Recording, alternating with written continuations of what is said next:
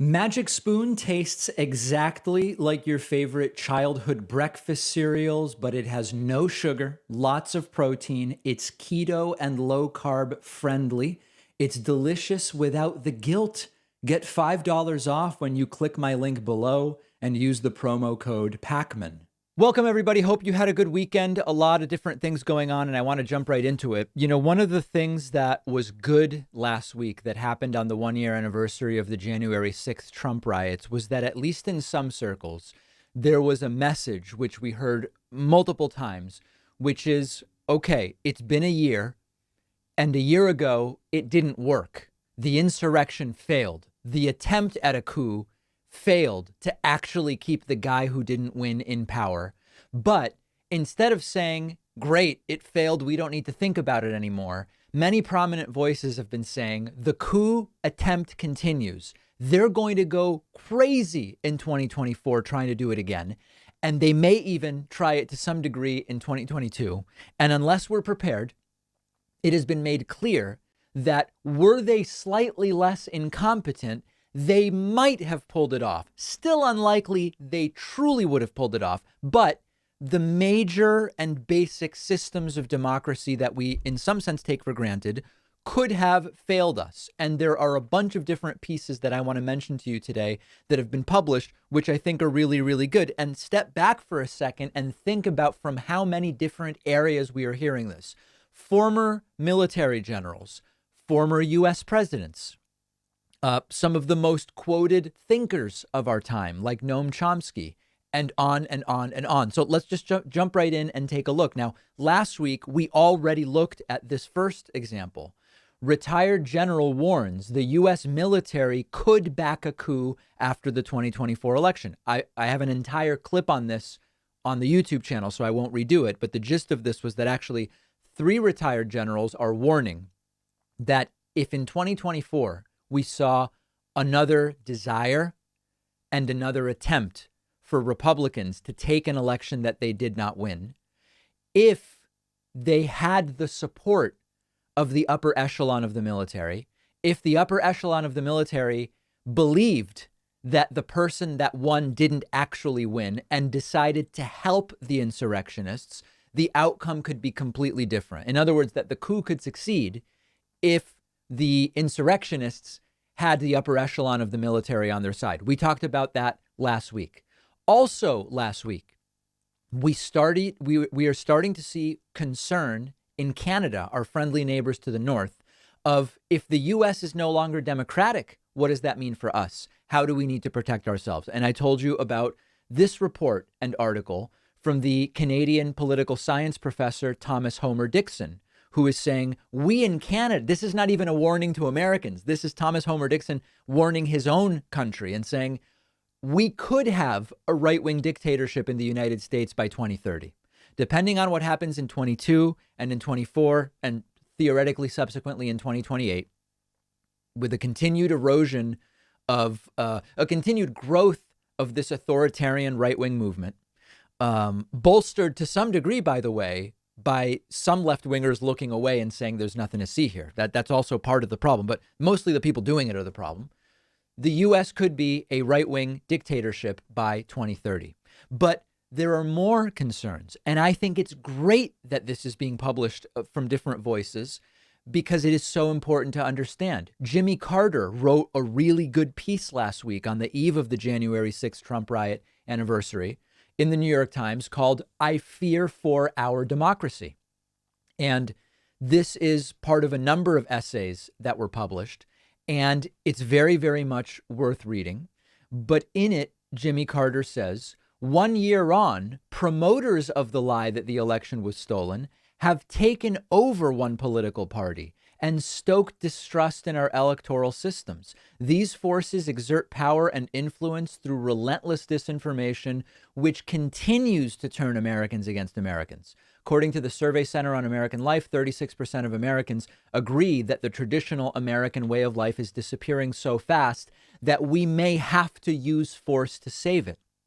The Washington Post recently reported roughly 40% of Republicans believe violent action against the government is sometimes justified.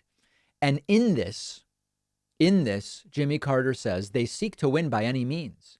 And many Americans are being persuaded to think and act likewise, threatening to collapse the foundations of our security and democracy with breathtaking speed. I now fear that what we have fought so hard to achieve globally, the right to free, fair elections unhindered by strongman politicians who seek nothing more than to grow their own power, has become dangerously fragile at home.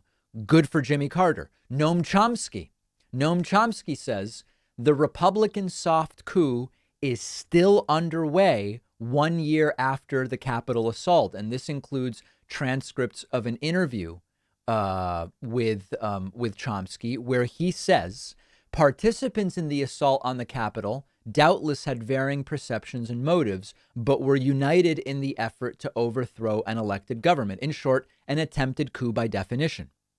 It was furthermore an attempt that could have succeeded if a few prominent Republican figures had changed their stance and gone along with the coup attempt, and if the military command had made different decisions. Chomsky referencing what the retired generals say. If you get the military, the outcome can be different. Trump was making every effort to facilitate the coup, which would surely have been applauded by a large majority of Republican voters and by the Republican political leadership, which, with few exceptions, grovels at his feet in a shameful display of cowardice. Implications for the future are all too clear. The Republican organization is carefully laying the groundwork for success next time, whatever the electoral outcome might be. This is very, very serious. And lastly, Jim Krissinger with a good piece, Opinion, What Authoritarianism Would Look Like in America, where he writes, many Americans don't fear a potential slide into authoritarianism because they have no basis for doing so. Our oceans and hegemony have coddled us. We take democracy for granted, but democracy and the rule of law are not the normal state of governments, certainly not historically, pointing out authoritarianism wouldn't happen overnight, but authoritarian regimes have shown us a roadmap.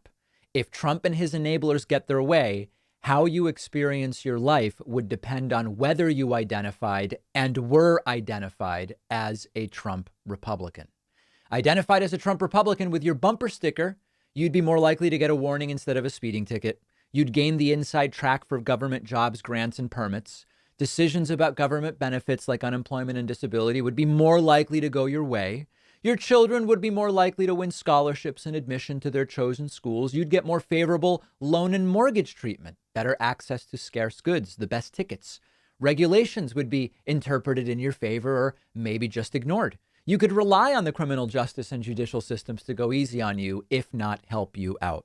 This is a very, very much worth reading article.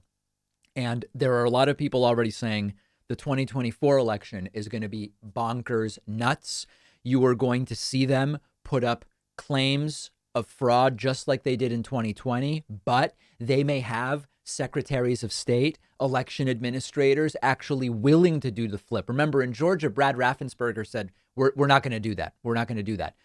They may actually lay the groundwork where they do have secretaries of state willing to play ball. And I don't think we're going to have to wait until 2024 to see it. I believe the midterms are going to show us where we are headed and how quickly. And so there's a lot of people in the right-wing media who dismiss January 6th because it failed.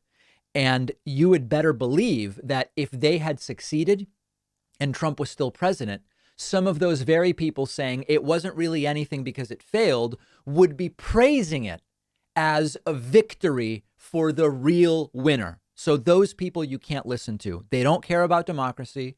They're against it if democracy leads to an outcome they don't want. It's not been a priority of the Republican Party for a really long time. And unfortunately, there is now a whole series of clones of Donald Trump that are out there in Congress and running for office in 2022 and no doubt in 2024. So good for all of these people continuing to point out this is not over. It's not they tried it once and it failed and now we move on. They're going to try it again. Now, I want to talk about something else that is very, very important, because in light of the concerns about future authoritarianism, saying, hey, you know what, in an authoritarian U.S., you would start to see, for example, the Trumpists will get lighter sentences or better treatment from the judicial system. This is already sort of happening, and I'm going to give you guys some very specific examples. There's this context we've seen about the Trump rioters, now more than 700 of them who have been charged, that they're being treated so unfairly, that they're being held in bad conditions in jail and prison, pretrial detention, all of these different things. And we actually now have an investigation as to the sentences for these individuals.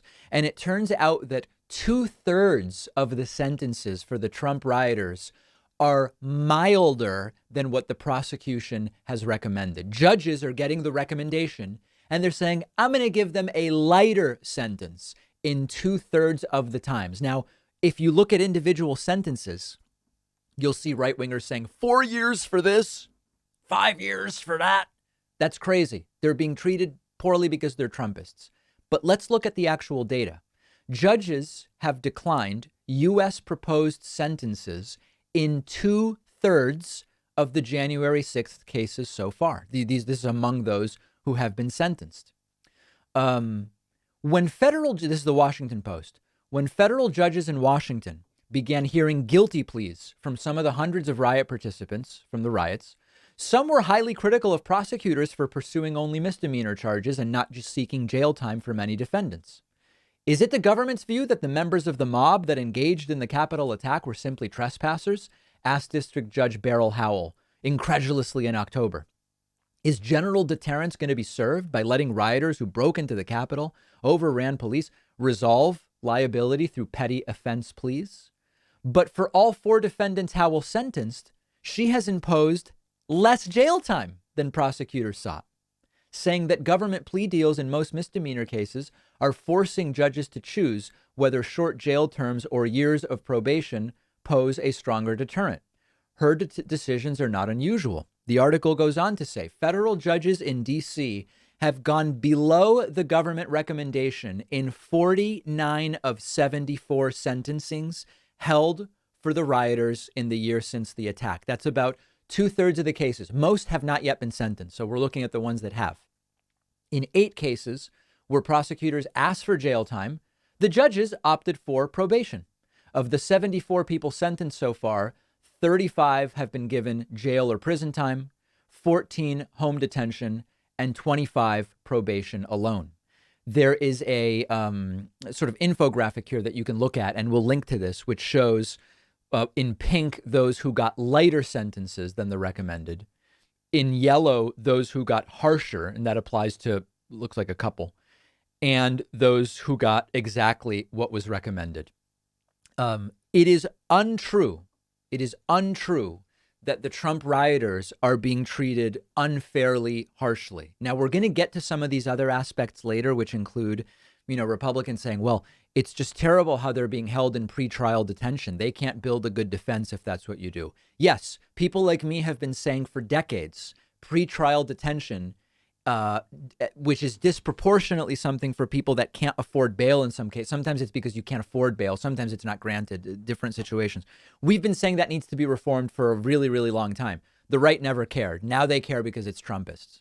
Those same right wingers saying these people are being treated like terrorists. Now, some say they are terrorists, but the conditions in these jails are terrible. One guy didn't even get the vegan food that he asked for. We've been talking about jail and prison conditions in the United States for decades. They didn't care. They used to say, well, if you're there for a reason and you don't deserve to be in a Norwegian hotel or whatever analogy they like to make. Now they care because it's, quote, their people. So let's look at the facts. 2/3 getting lighter sentences than what was recommended.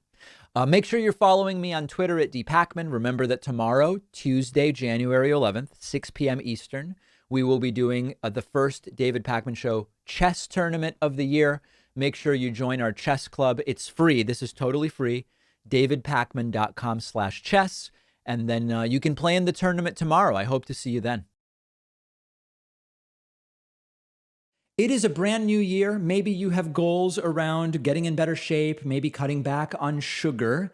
That's why you should check out our longtime sponsor, Magic Spoon. Magic Spoon tastes exactly like the delicious sweet breakfast cereals you loved as a kid, but Magic Spoon has 0 grams of sugar, 14 grams of protein, and only 4 net carbs. So it's perfect if you're doing low carb or keto, or if, like me, you just try to limit your sugar intake. You can build your own variety pack with flavors like cocoa, fruity, frosted, peanut butter, cinnamon, cookies and cream, waffle maple, blueberry. That's my favorite. Magic Spoon lets you enjoy a sweet, delicious snack without the guilt. You can stick to your goals and still treat yourself. And if you don't love Magic Spoon as much as I do, they'll give you all of your money back, no questions asked. Magic Spoon is giving my audience $5 off when you go to magicspoon.com/Pacman and use the promo code Pacman.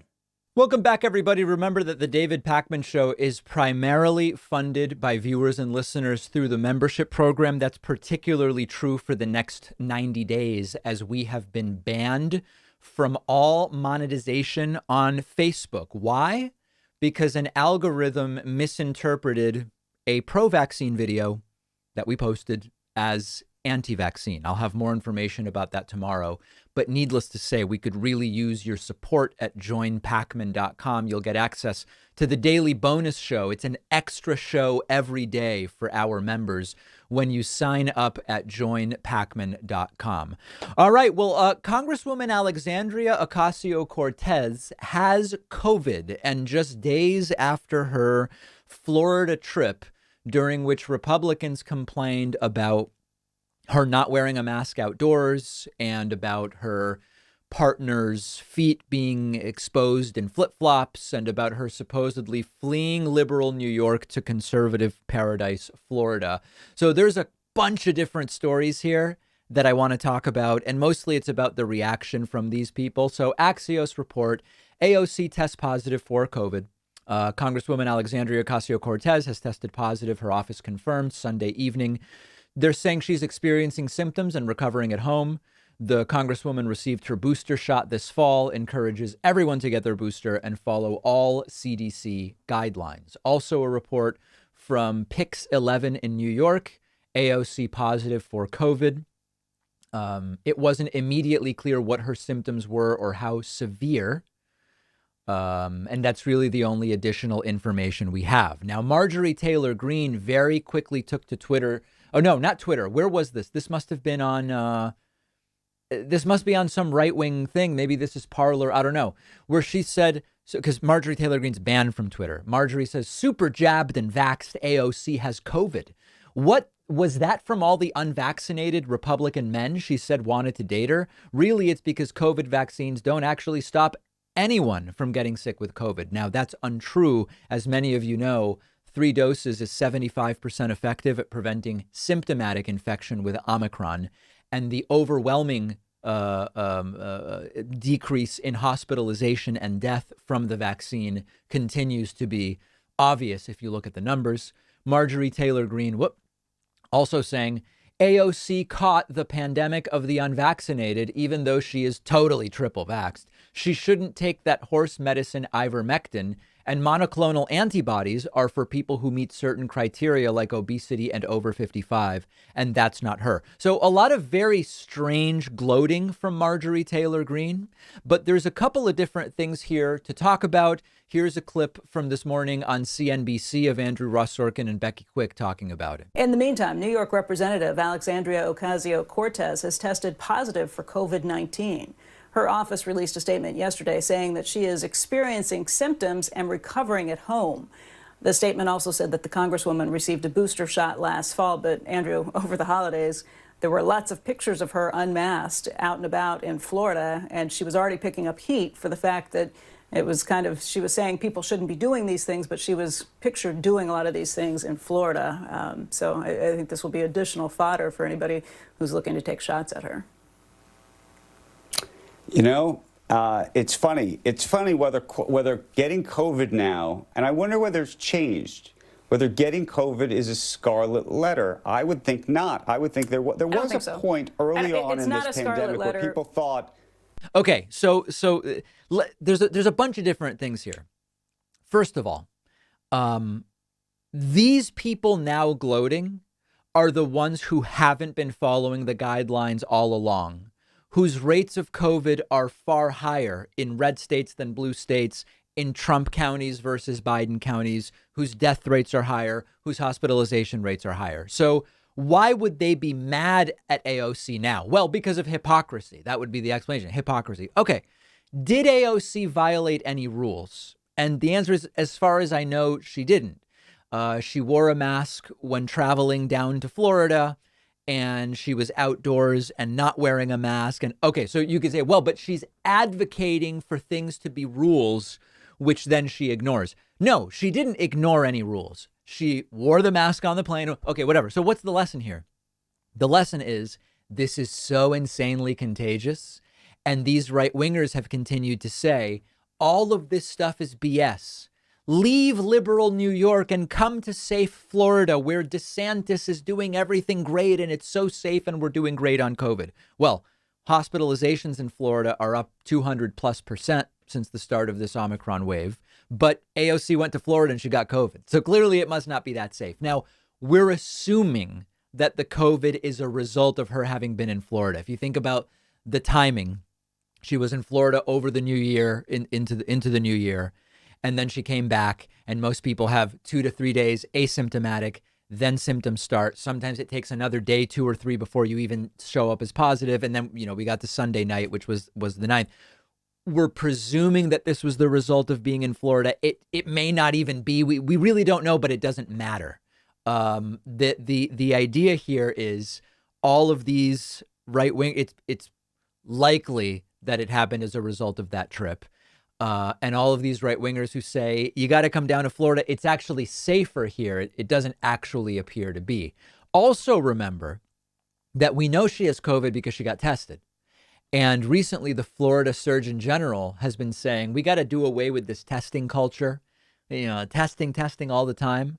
She could have followed that and never gotten a positive test and just lived her life and exposed more people and on and on and on. But she's not doing that. She's actually going to quarantine.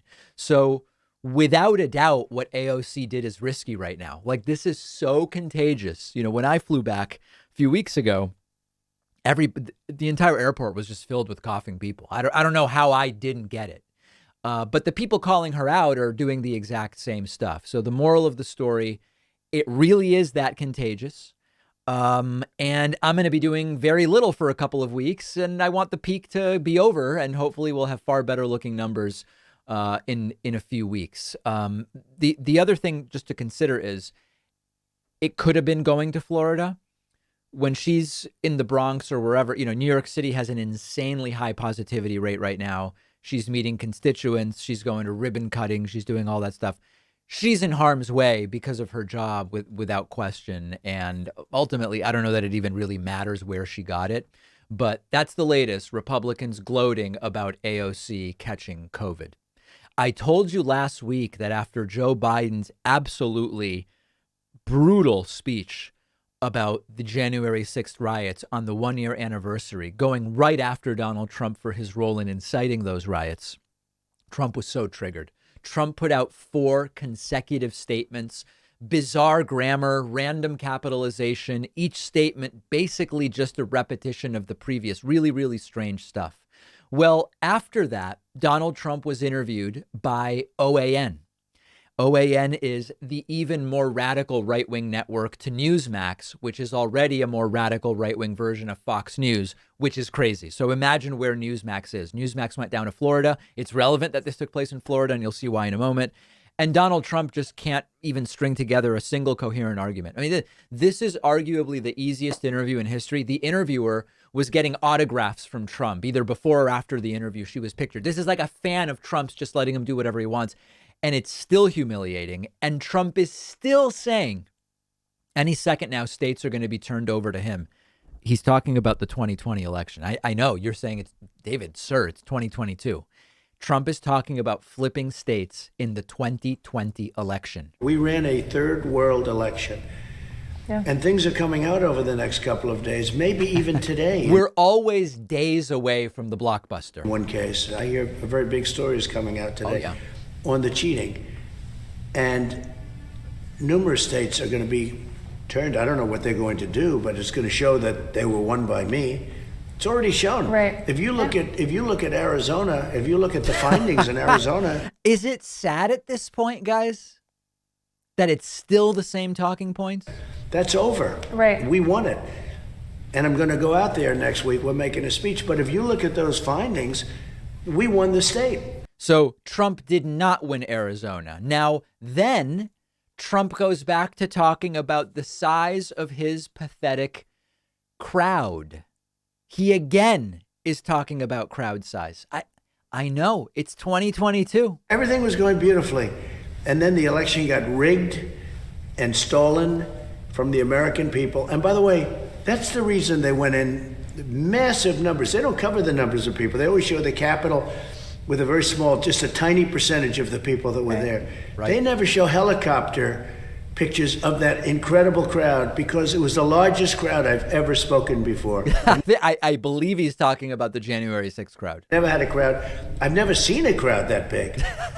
He's never even read. Oh, right. He doesn't read. So, okay. It was massive. It was the real number. I won't say. Imagine the interview. It was massive. It was massive. Because it'll be a headline. Oh, he exaggerated the number. The real number was over that sacred number. Okay, Yeah. You know what that number was, right? I do. And Sacred. I don't even talk about that. He's kind of talking about it right now. Then Trump very strangely started saying the media is censoring pictures of how big the crowd was. I mean, this is a very sick individual. But why do we have such a dishonest press? That's the question. And why don't they show the real crowd Right.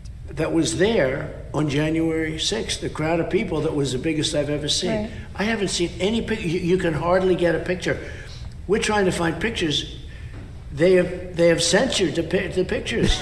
They don't want to show that crowd. It's all been completely, it's you can't go to Google Images and type in Trump January 6th. Oh, you can? Oh, you get thousands of results. Oh, sorry. Oh, yeah. The pictures are censored. Now, one nice moment, is when Trump continues to go after Mitch McConnell and Mike Pence for the election loss. This is really great news because it shows us the continued divide within the party, which is what the left has. The left is doing so poorly at putting together a good strategy for 22. We have to hope that their own division will hurt them. Trump going right after McConnell and Pence here. Take a look. What do you think, what does the American public need to do in order to not just feel secure, but actually secure our elections? Well, we have to get better people than Mitch McConnell, who immediately gave up. And, Mike Pence it was sad because when you have more votes than you have voters, you could send that back to the legislatures, right? Send it back. Hey, excuse me, we have more votes than voters. Would you check it out? And by that time, they would have done something because, as you know, they were starting to get angry around that time. They said, wait a minute, we've been scammed. There were protesters. So that was disappointing with Mike, and Mitch McConnell shouldn't have accepted it. Isn't that the best? It is not common that a president so consistently criticizes his own vice president and said, Mike failed us. It was really disappointing. Mike Pence couldn't have done anything, and Mike Pence was right. He knew it. Then the topic came up of what actually happened on January 6th, and Trump talked about all of the love that day. Take a look at this. This is wild. And it was cold that day. People were very cold and weren't There trying was to love that day. There was so much love out there during the speech, but a tiny percentage. And they started walking to the Capitol in many cases before I even spoke. Right. It couldn't. It was their idea. It wasn't even anything Trump did. That was well known. Yeah. But they should show helicopter shots of the crowd, not taken 6 hours before, like they did with my inauguration. He's still talking about the crowd size in 2017, guys. Show the inauguration hours before. Right. And they talk about, not that many people.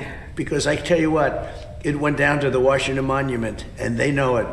Just like they showed the empty basketball arena.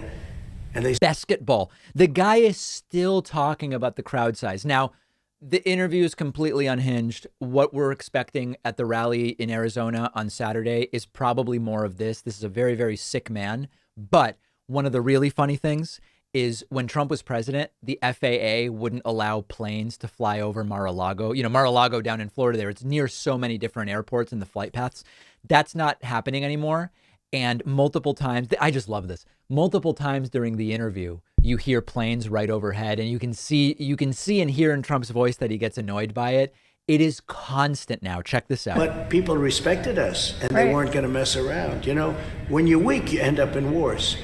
And we were respected. So 1 year ago, we were respected like probably never before. 1 year ago, we were respected. Now he can't even get the planes to stop flying over Mar-a-Lago. It happens again later in the interview. And again, it just sort of seems to slightly distract Trump. You know his ego is very bruised that now planes are making noise over his house all day. You do, and what OAN does is so important. And you have a much bigger audience than people understand. Thank you. But you cover it better than anybody. And we're talking about elections that are broken, rigged. And you've been saying this. You were saying this. All right, so you guys get it. Just another one of these insane interviews. And do not be confused. This will continue. Trump will continue meddling in, or depending on your perspective, meddling or being involved in Republican politics until the Republican Party doesn't allow him anymore. Or until his health goes bad and he's not able to anymore. But he seems as determined as ever to be involved. So a humiliating OAN interview. There's going to be more of this coming. Make sure you're following us on Instagram at David Pakman Show. Don't forget that the best way to support the David Pakman Show is by becoming a member, which gives you access to the daily bonus show, the regular show with no commercials. You also get access to our entire archive of every episode dating back a really long time and plenty of other awesome membership perks. Go to joinpakman.com and use the coupon code BETTER21 for a huge discount. Joinpakman.com. All right, this you really have to see to believe. I'm going to play video for you today of really a servant serving his master. That's really what this is. And the servant is a sitting U.S. senator, and the master is a Fox News propagandist. I'm talking about Ted Cruz and Tucker Carlson. If you haven't been following the story, it is really incredible what this says about the current state of political affairs, the current state of society, and the Republican Party. Last Wednesday, we were, it was the anniversary of January. It was the eve of the anniversary of January 6th. And in a Senate hearing, Ted Cruz said, we were approaching the anniversary of a violent terrorist attack on the Capitol. And a lot of people on the right didn't like Ted Cruz calling what happened on January 6, 2021, a terrorist attack. And Tucker Carlson didn't like it. And apparently, Tucker Carlson and Ted Cruz started texting about it, and Ted Cruz ended up appearing on the Tucker Carlson program to apologize. I am going to play for you a sitting U.S. senator having to go on and do a mea culpa to the person who's really in charge, apparently, Tucker Carlson. And this shouldn't surprise us. Hannity was giving Trump advice and in contact with Trump, telling him what to do. What does it say? What does it say when a Republican senator answers to a right-wing media propagandist? Let's take a look at this. So we played this tape for you last time. We were surprised by it. We prefaced it by saying every conservative appreciates Ted Cruz because he's one of the smartest and most articulate people in the Congress, and he's conservative. But he referred publicly to what happened on January 6th as, quote, a violent terror attack. Here it is. We are approaching a solemn anniversary this week. And it is an anniversary of a violent terrorist attack on the Capitol, where we saw the men and women of law enforcement demonstrate incredible courage, incredible bravery, risk their lives to defend the men and women who serve in this Capitol. Really not controversial. Now, many will focus on none of them were charged with terrorism. It's very common that people aren't charged with literally the thing that we colloquially say they did. There's still a debate, is it or isn't it terrorism? But it's really not a big deal, what he said. And look at Tucker's concerned face. And Ted Cruz has been a bad boy, and he's going to have to apologize. Senator Cruz was game enough to come on tonight. We appreciate that. He joins us now. Senator, thanks so much for coming on. So I guess there are a lot of dumb people in the Congress. You're not one of them. I think you're smarter than I am, and you never use words carelessly.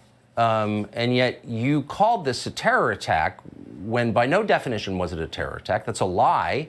You told that lie on purpose, and I'm wondering why you did.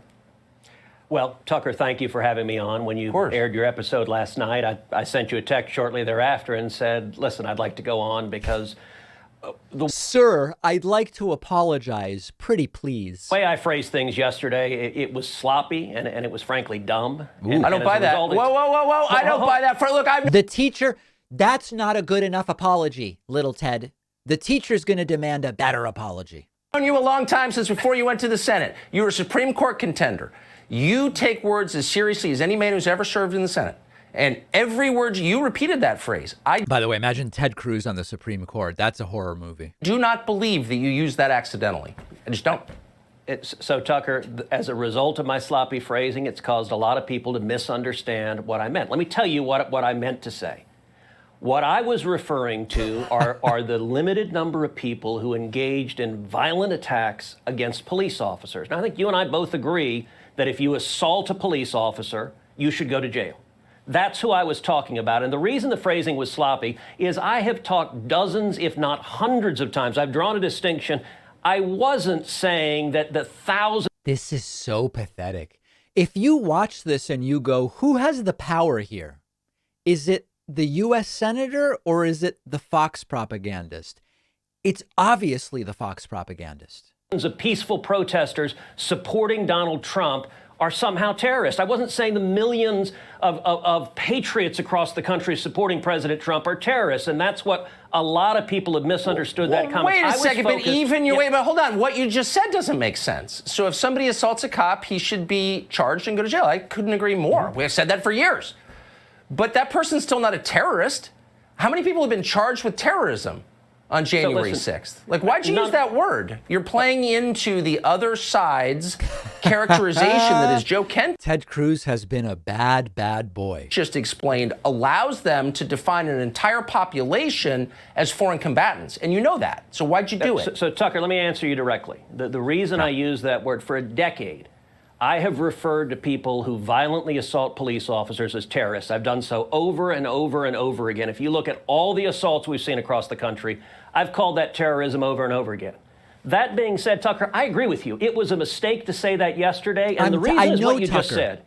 I've been bad. I've apologized 3 times already. Please. We've now had a year of Democrats in the media twisting words and trying to say that all of us are terrorists, trying to say you're a terrorist, I'm a terrorist. And so, look, man. I don't talk about a red herring, huh? like people who assault cops. And I stand up and defend cops. And the reason I use that word is that's the word I've always used for people that violently attack cops. But in this context, I get why people were angry, because we've had a year of the corrupt corporate media and Democrats claiming anyone who objected to the election fraud. And by the way, remember what was happening during those protests? Can I just ask, hold on, you work in the I guess I just don't believe you. And I mean that with respect, because I have such respect for your You're so great that this is too stupid for me to accept. Acuity and your precision, and I've seen it on display. I've covered you as a reporter. I know how you speak. And you have sat there for a year and watched people use language to distort the event. Anyway, it goes on from here. You can find the entire thing online. What does it say about society that Ted Cruz answers to the right-wing media propagandist of the day? Obviously, our elected officials should answer to us, the people. We're the ones who elect them. That's not what's going on here. Ted Cruz is not, Tucker Carlson is not a constituent of Ted Cruz. This is really an indication of the power dynamics. And Ted Cruz sort of gets, to use the term colloquially, Ted Cruz gets cucked by everybody. Because remember, Trump called Ted Cruz's wife ugly. And then Ted Cruz came out and said, Trump's great. I support Trump. I love Trump, Trump. And then now here he is doing his could I have some more porridge, please? Totally subservient to Tucker Carlson. Really interesting, instructive example of who is actually holding the power in these dynamics right now. Hey, I want to briefly tell you about the fact that one of the accused Trump rioters was out on bail and killed a young mother in a drunk driving crash. Now, why is this story of particular importance? Why would I highlight this story? For 6 years, Trumpists have been talking about undocumented immigrants out on bail in the country are committing this crime and that crime. And these are just terrible, terrible people. Imagine if the situation here was reversed and some left-wing BLM protester out on bail killed someone in a drunk driving accident. What would be happening on Fox News right now? But a version of that is what happened here. Emily Hernandez infamously appeared in photos carrying a broken sign from the House Speaker Nancy Pelosi's office. This was a Trump rioter. It's beyond question. 22-year-old woman. Oh boy, all of a sudden I'm having a problem reading this article. I guess I need a Daily Beast subscription, which I don't have. Okay, 22-year-old woman, Trump rioter, out on bail, drunk driving, kills a young mother. And I want to go through the numerous hypocrisies here. For decades, the right hasn't cared about conditions in jails or prisons. If you're there, you must have done something wrong. You deserve it. We don't coddle people. We aren't Norway with nice jails. Now it's Trumpists, because some of them, because of their role in the January 6th riots, and they are saying they're being treated terribly. The prison and jail conditions are terrible. The vegan guy's not getting his vegan food. Since when do you care about conditions in prisons and jails? These Trumpists, they can't mount good defenses if they are stuck in pretrial detention all the way up until their trial. Right. We've been saying that about all sorts of offenders, including relatively low-level drug offenders held without bail, unable to mount a proper defense. And you didn't care. Now you care because it's Trumpists. And then it's, we can't let illegals out on bail. Then they go and commit crimes, even though we know undocumented immigrants commit crime at a lower rate than natural born American citizens. And then here we go. Here's a Trump rioter out on bail, gets drunk and kills someone driving around in a car. The reality is either you're a danger and you need to be in custody, or you're not and you should be out until you appear in court or have to report to prison or whatever the case may be. This doesn't have to take on the political nature. The reason we are pointing out the political nature is, number one, because these are issues that the right has first ignored and now all of a sudden they care about, whereas we on the left have cared about these important issues for a really long time. Pretrial detention, bail, etc. And number two, because they only are paying attention when it affects one side. These people truly are pathetic, and they're silent on this particular issue. Just imagine if this was a BLM protester or someone from Antifa, what you would be seeing on right-wing media right now. Let's take a quick break. We'll be back right after this. Much more to cover today. If you value what we do at the David Pakman Show, remember to support us on Patreon. Go to patreon.com/David Pakman Show, where you can get access to behind the scenes videos, the daily bonus show, the commercial free daily show, as well as special discounts on merch, including hats, hoodies, mugs, and t-shirts. You can support the show for as little as $2 a month.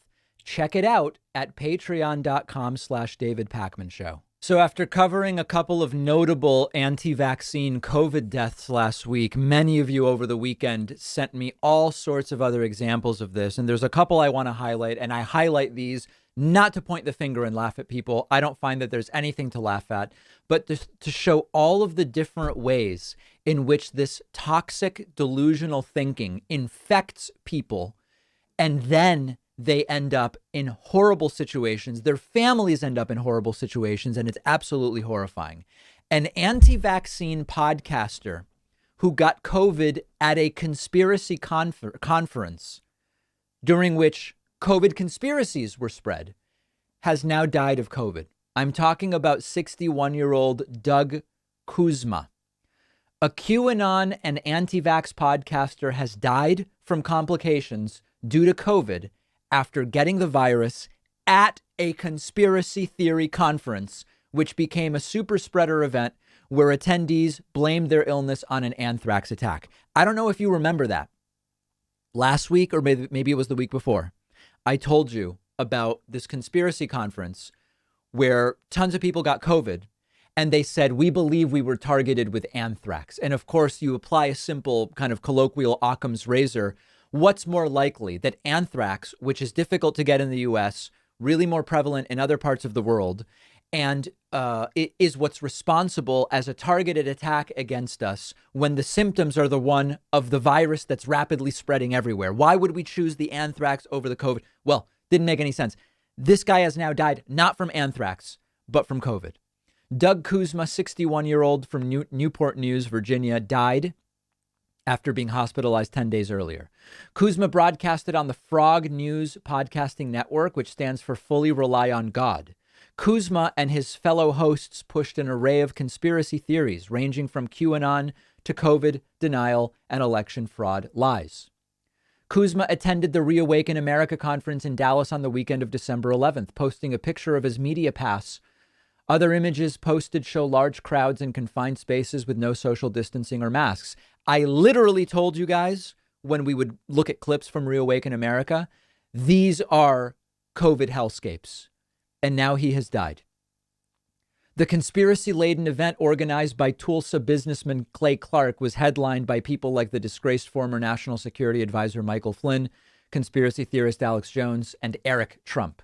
Several unvaccinated conspiracy theorists and fraud promoters basically claimed they were targeted with anthrax. Kuzma reported he was feeling ill, claimed it was chronic bronchitis flaring up again. From the picture, he looks obese and chronic bronchitis, and you don't get a vaccine. And when COVID is rampantly spreading, you go to a conference with tons of other unvaccinated and unmasked people. It's really unbelievable. On December 15th, he posted that he had a fever. Someone commented he should get a COVID test, and he said, no way. He was told better safe than sorry, and he lashed out saying, you must have lost your mind so they can kill me and try to give me the jab. I'll die at the house before I go to the hospital. Well, after suffering for fever for 5 days, he was forced to admit he probably had COVID. He was found unconscious at his house on Christmas Eve and rushed to the hospital. He was not responding to treatment. He was sedated and placed on a ventilator. According to a fellow member, the final message Kuzma sent was a photo of himself with a refill of ivermectin. Oh, my God. His daughter stopped sharing posts about his condition because she was against his truther movement. He pushed anti-vax conspiracies. They also promote multi-level marketing company LifeWave on the Frog Network, which sells wearable patches that promise to activate your stem cells and reset them to a younger, healthier state. Man, you know, this is instructive in so many ways. The MLM stuff he was pushing, it didn't help him survive. The ivermectin didn't help him. He didn't get the vaccine. And, you know, Candace Owens recently said she'll die before getting the vaccine. That is clearly that there are people choosing that. There are people choosing that. And this is sad. This is not something I look at and I laugh at. And we have another example to look at. Next example, the QAnon star Kirsten Weldon, who said only idiots get vaccinated, is dead of COVID. We're now getting multiple ones a day.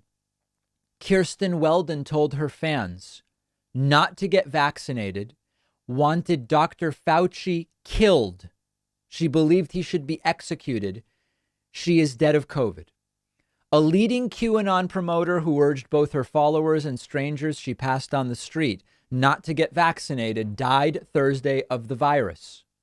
She amassed tens of thousands of followers on right-wing media by promoting the pro-Trump QAnon conspiracy under the name Kirsten W. Weldon focused on attacking vaccines and other efforts to fight COVID, saying in one video that Dr. Anthony Fauci needs to be hung from a rope. She claimed the vaccine killed people and even recorded herself yelling at people standing in line to get vaccinated. The vaccines kill, don't get it. This is how gullible these idiots are. They're all getting the vaccine. In December, Weldon started showing symptoms of the virus.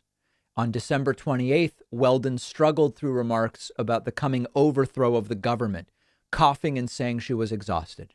3 days later, she found herself in a hospital, posted a picture wearing an oxygen mask, claiming she had bacterial pneumonia. She wrote she refused to take coronavirus treatment remdesivir, calling it Dr. Fauci's Resmedivir, misspelling it. This is the latest instance of a far-right personality who opposed vaccination killed by the virus. I just told you about Doug Kuzma, who also died in the same way. We've previously talked about Robert David Steele. We talked about Veronica Walsky, a QAnon follower who was hospitalized with the virus. People started calling in saying, give her ivermectin. She died later that month. What is there to say at this point? I mean, do we have sympathy? My audience is mixed on this. Whenever I do a story like this, some of you write to me and you say, I have no sympathy. They didn't get vaccinated, etc. They are perpetrators. They are also victims. I mean, if you fall for this stuff, in some way, you are a victim of disinformation. It's an empirical reality. You've fallen for misinformation. You didn't create it. You've fallen for it. And at the same time, you are a perpetrator because you encourage others to do the same. And who knows how many people got sick as a result of either of these individuals. So I know my audience is mixed on this. But at this point in time, given the level of contagion of Omicron and how easily it spreads, the vaccine is increasingly to protect yourself. Would these individuals have survived if they had had 3 doses? Statistically, it's likely. You can't draw a conclusion about an individual. Doug Kuzma, with his bronchial condition and the weight, he might have died either way. We don't know. Statistically, he would have had a dramatically reduced shot at dying if he had had 3 doses. Of course, same with Kirsten Weldon here as well. So I continue to welcome your thoughts about what should be our view about things like this. But get yourselves vaccinated. My family lost an additional person over the weekend. My dad's cousin in Argentina, vaccinated. Initially down there, they had the Russian and Chinese vaccines. I don't know exactly which one he had, but vaccinated to some degree, had pre-existing conditions, came down with the virus, unclear where he got it, ended up being sedated on a ventilator for 3 weeks, developed infections, developed kidney issues. Horrible, horrible, horrible, devastating to the family. And he died over the weekend. If you have an opportunity to get vaccinated, take it, because that's the fate afflicting disproportionately unvaccinated people. My dad's cousin had pre-existing conditions. There's no doubt about it. But he was not particularly old, and it got him. Why not wear the suit of armor if you're walking through the forest of arrows? Why not wear the seatbelt if you're driving? You might never need it, but you might. And I am convinced we are going to see more and more stories like this continue to come in. We have a voicemail number. That number is 219-2-DAVID-P. We were talking about racism at the workplace last week, and the Eggman called in. I guess the Eggman mostly works with racist people, and here are his observations, which I find pretty interesting. Hi, Dave. I was really interested in you discussing how very racist people handle their jobs at work.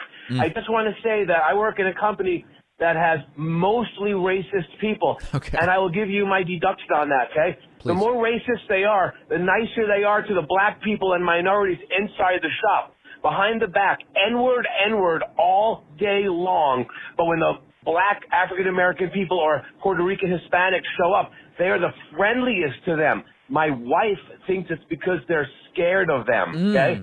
I'm not extra friendly to black people. I'm not extra mean to black people. I'm just normal to everybody. But racist people in public, in jobs, they hide it very well because in their minds they're afraid of other races, so they act extra sweet. It really irritates me I see them being nice to these black people and minorities that I work with, and I know they just used the word with me before, and now they act all buddy-buddy. I think it's totally disgusting. Shalom, brother. Oh, also, in the printing industry, most people are racist, and it has nothing to do with their job because they do a great job, and they're thinking the N-word all day long. Wow, I didn't realize the printing industry was so plagued with racism. That's very interesting. You know, I did, growing up, late teens, early 20s, I had someone in my circles who was quite racist privately, and they were insanely polite whenever there were black or what I would call notably Hispanic people around. As many of you know, I'm Hispanic by most definitions, but when I'm saying brown people, when there were black and brown people around, this racist person in my circle, who is not part of it anymore, was not my friend. They were notably polite to minorities. And the Eggman's theory or hypothesis is it's because they're scared. They don't want to get hurt by the minority. So they become extra polite. Interesting insights from the Eggman. We have a really great bonus show for you today. We are going to talk about the sad news of comedian and Full House star and all around good guy, from what I know, Bob Saget, dead at 65, found dead in a hotel room. You won't be shocked that it is leading to COVID conspiracies, COVID vaccine conspiracies, but we'll talk about what is actually known about it. The James Webb Space Telescope is fully deployed. Great, so it's all set, right? No, now it's 5 months of configuration and adjustments and calibration, but we'll tell you what's going on. It's super interesting. And this is just insane. New York Mayor Eric Adams has been in the job for a few days. He has appointed his brother to a $240,000 job that, from what I've looked at, his brother is not qualified for. We'll dig into that in more detail, but that's my early assessment. Not qualified for the job. How do you get access to the bonus show? Very easy. Sign up on my website, joinpacman.com. We have a membership program. We are fully demonetized on Facebook for the next 90 days, so we really need your help. Please sign up at joinpacman.com, and we will see you on today's bonus show.